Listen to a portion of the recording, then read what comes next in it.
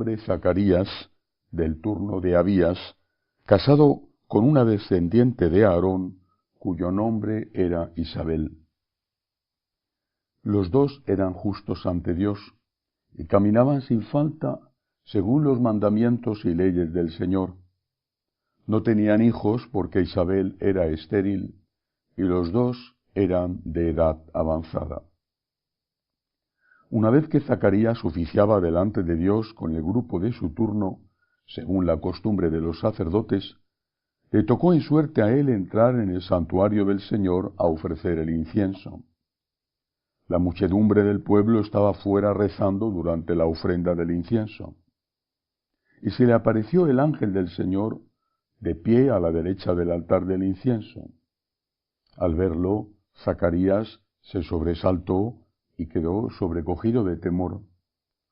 Pero el ángel le dijo: No temas, Zacarías, porque tu ruego ha sido escuchado. Tu mujer Isabel te dará un hijo, y le pondrás por nombre Juan. Tú llenarás de alegría y gozo, y muchos se alegrarán de su nacimiento, pues será grande a los ojos del Señor. No beberá vino ni licor. Estará lleno del Espíritu Santo ya en el vientre materno, y convertirá muchos hijos de Israel al Señor su Dios. Irá delante del Señor con el espíritu y poder de Elías, para convertir los corazones de los padres hacia los hijos, y a los desobedientes a la sensatez de los justos, para preparar al Señor un pueblo bien dispuesto. Zacarías replicó al ángel: ¿Cómo estaré seguro de eso? Porque yo soy viejo, y mi mujer es de edad avanzada. Respondiendo, el ángel le dijo: Yo soy Gabriel, que sirvo en presencia de Dios. He sido enviado para hablarte y comunicarte esta buena noticia. Pero te quedarás mudo, sin poder hablar, hasta el día en que esto suceda, porque no has dado fe a mis palabras, que se cumplirán en su momento oportuno. El pueblo que estaba aguardando a Zacarías se sorprendía de que tardase tanto en el santuario. Al salir no podía hablarles, y ellos comprendieron que había tenido una visión en el santuario. Él les hablaba por señas porque seguía mudo. Al cumplirse los días de su servicio en el templo, volvió a casa. Días después, concibió Isabel, su mujer, y estuvo sin salir de casa 5 meses, diciendo: Esto es lo que ha hecho por mí el Señor, cuando se ha fijado en mí, para quitar mi oprobio ante la gente. Palabra del Señor. Gloria a ti, Señor Jesús. 2 lecciones de este anuncio del nacimiento de San Juan Bautista. La primera es que Dios tiene un plan, la providencia divina. Dios tiene un plan. Y cada uno de nosotros forma parte de ese plan de Dios. Decía San John Henry Newman, ese gran converso del anglicanismo al catolicismo, en los finales del siglo XIX, decía que si él no era fiel al plan de Dios, Dios tendría que buscar a otra persona y la encontraría, aunque eso retrasara el tiempo del cumplimiento de los planes de Dios. Cada uno de nosotros entra en el plan de Dios. Podemos fallar, podemos decirle no a Dios, y naturalmente que tendrá consecuencias para nosotros en primer lugar, y tendrá consecuencias también para los demás.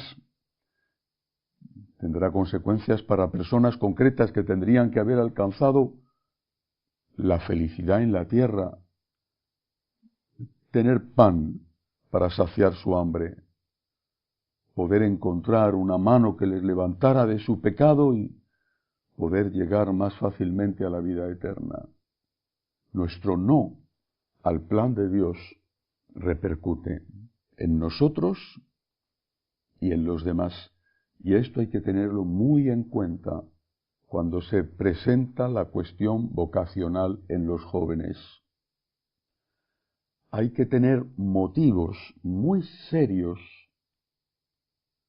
hay que tener motivos muy bien pensados, hay que hacer un discernimiento muy honesto para decirle no a Dios cuando llama al sacerdocio.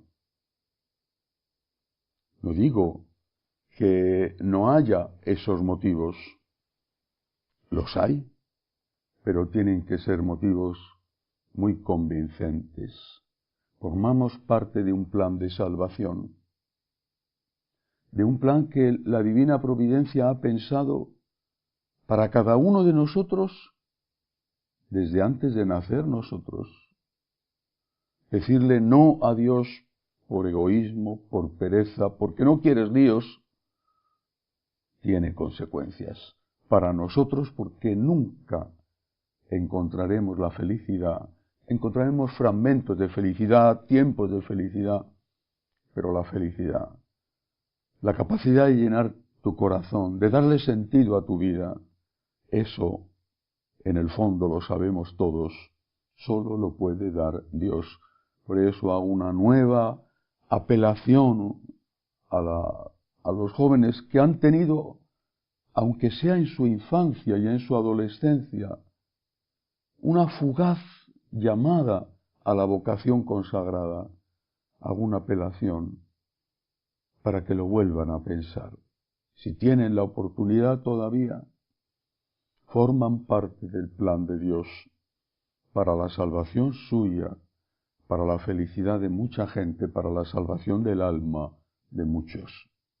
Primera lección de la enseñanza de San Zacarías, que al final aceptó el plan de Dios. Segunda enseñanza de esta lección. Zacarías es visitado por el ángel Gabriel, lo mismo que la Santísima Virgen, el mismo ángel. Fue poco antes. Gabriel se presenta ante María diciendo que su prima, su pariente, Isabel, estaba ya embarazada. Fue poco antes, no mucho antes. La Virgen María también interpela a San Gabriel. Sin embargo, ella no es castigada. En cambio, Zacarías sí. ¿Por qué? Porque Zacarías pide pruebas. ¿Cómo estaré seguro? La Virgen María no pide pruebas. La Virgen María pregunta por el cómo. Porque hay una cuestión fundamental que la Virgen nos enseña y que es un principio básico, esencial en la moral católica. El fin no justifica los medios. La Virgen nos da esta lección cuando totalmente disponible a Dios, sin embargo, interpela al arcángel y le dice: estoy de acuerdo con el fin, pero dime cómo van a ser los medios, porque si los medios no son buenos, sabré que tú no eres un ángel de luz, sino un enviado del demonio. El fin no justifica los medios.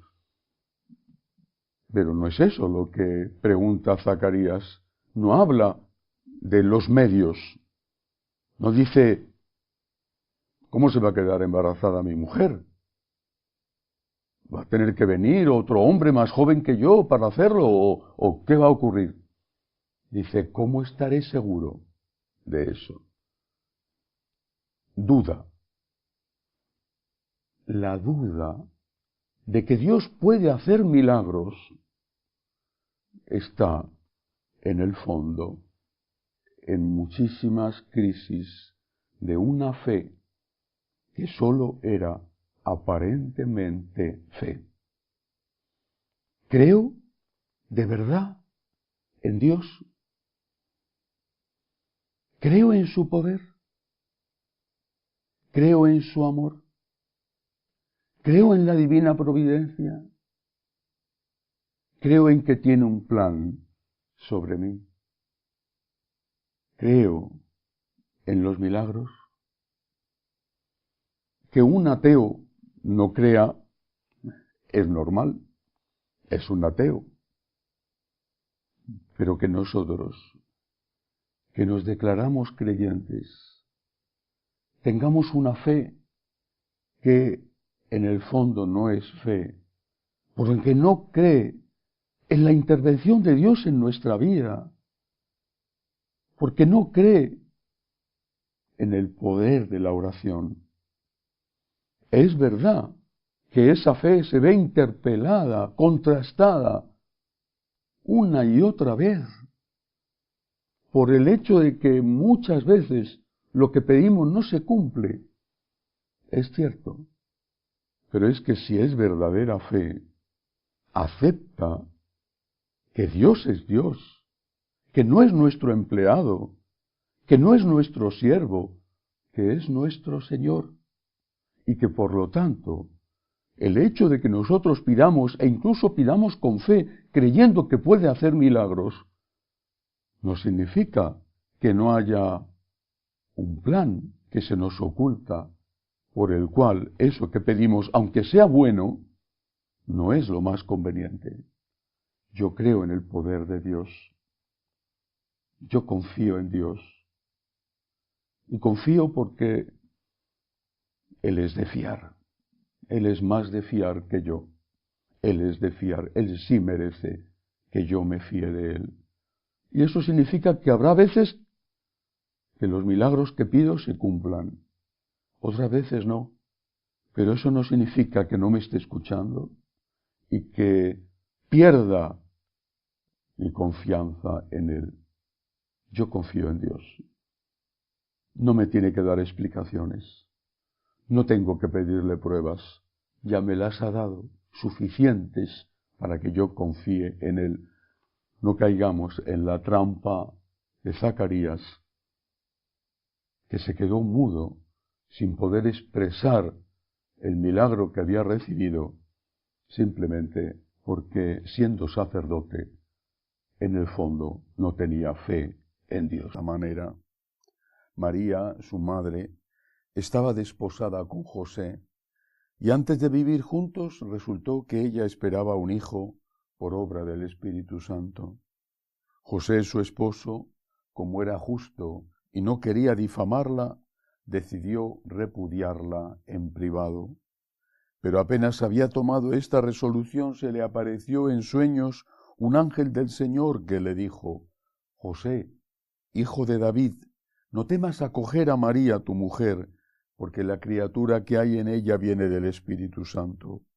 Dará a luz un hijo, y tú le pondrás por nombre Jesús, porque él salvará a su pueblo de los pecados. Todo esto sucedió para que se cumpliese lo que había dicho el Señor por medio del profeta. Mirad, la Virgen concebirá y dará a luz un hijo y le pondrán por nombre Emmanuel, que significa Dios con nosotros. Cuando José se despertó, hizo lo que le había mandado el ángel del Señor y acogió a su mujer. Palabra del Señor. Gloria a ti, Señor Jesús. Una de las tareas de los ejercicios que he recomendado para el Adviento es la oración de contemplación. Una contemplación que se hace representándose a uno mismo, utilizando la imaginación y basándose en las Escrituras, aquello que ocurrió, lo que sucedió cuando tuvo lugar la encarnación, cuando tuvo lugar este momento en que hoy meditamos en el Evangelio, o cuando tuvo lugar el viaje a Belén, o cuando tuvo lugar la llegada a Belén, en fin, todo el relato del nacimiento del Señor. Sin ese ejercicio de oración contemplativa, no podemos entender y valorar lo suficiente aquello que tuvo lugar en aquella primera Navidad. Por ejemplo, el detalle que hoy nos cuenta San Mateo. nos dice que la Virgen María estaba, dice exactamente, dice, desposada, con José desposada. Y añade, antes de vivir juntos. Es decir, ella mantenía su virginidad, pero había habido una primera parte del matrimonio, no sé cómo denominarlo, que pueda ser equiparable a nuestras costumbres, sería algo parecido a lo que llamamos una promesa. Estaba prometida con José, era más que una promesa, estaba casada en la primera parte del matrimonio, pero aún no se había consumado el matrimonio. Tenía dos etapas, la promesa o desposorio y después cuando ya se casaban y se iban a vivir juntos. Esta segunda parte no había ocurrido. Pero para las esposas, las desposadas, se exigía ya la fidelidad. En esa primera etapa del matrimonio, la desposada, la prometida, tenía ya que ser fiel a su futuro esposo, a su desposado, a su prometido. Se le exigía la fidelidad. Y el castigo que la ley judía reservaba para la mujer que en esa etapa, y por supuesto después del matrimonio, fuera infiel, fuera adúltera al desposado, al prometido, o después del matrimonio al esposo, el castigo era morir lapidada. Eran apedreadas, se las sacaba fuera de la aldea y se las apedreaba hasta que murieran. Ese era el castigo que sufrían las adúlteras. Es un castigo terrible del cual Jesús salvó en una ocasión a una mujer pillada en adulterio. Naturalmente que esto la Virgen lo sabía. Lo sabían todas las mujeres de Israel y formaba parte de lo que una niña aprendía, pues que se lo contaría a su mamá o su abuela o sus amigas. Toda mujer de Israel, toda joven, toda adolescente sabía lo que significaba cometer un pecado de adulterio. Vale. ¿Qué significa esto? Que la Virgen María, cuando le dice sí al ángel Gabriel, sabe el riesgo que corre. Es necesario, repito, con una oración de contemplación, meternos en el corazón de María, ponernos en su situación, meternos en su piel, en aquel contexto, en aquella época, sabiendo lo que ella sabía, por decirle sí al ángel, por decirle sí a Dios, por decirle sí al Espíritu Santo, ella se iba a encontrar embarazada, estando ya desposada. Y por lo tanto, era evidente, era inevitable, que en un momento dado se lo tendría que contar a sus padres y a San José. Y que, por supuesto, que conocía a San José y sabía de su bondad, pero también sabía que José tenía derecho al repudio, y a un repudio público que inevitablemente hubiera supuesto para María morir apedreada, o a un repudio privado, como el que decidió llevar a cabo José, que la hubiera supuesto, porque el rum rum corre en todos los sitios y en las aldeas, sitios pequeños mucho más, que la hubiera supuesto deshonor, desprestigio, sobre todo porque unos meses después ella hubiera dado a luz y todo el mundo hubiera sabido que ese niño era la causa del repudio y que no era hijo de San José, convirtiendo a la Santísima Virgen en una madre soltera. Eso no estaba castigado con el adulterio, como el adulterio con la lapidación, pero sí era algo ignominioso que marcaba a esa mujer y a su familia para toda la vida. Se convertía en una repudiada, en una especie de mujer pública, aunque no fuera una prostituta. Todo esto lo sabe la Virgen. Cuando ella le dice sí a Dios, no está pensando en un negocio maravilloso que le va a permitir tener unas fincas, unas casas, unos criados, una vida cómoda.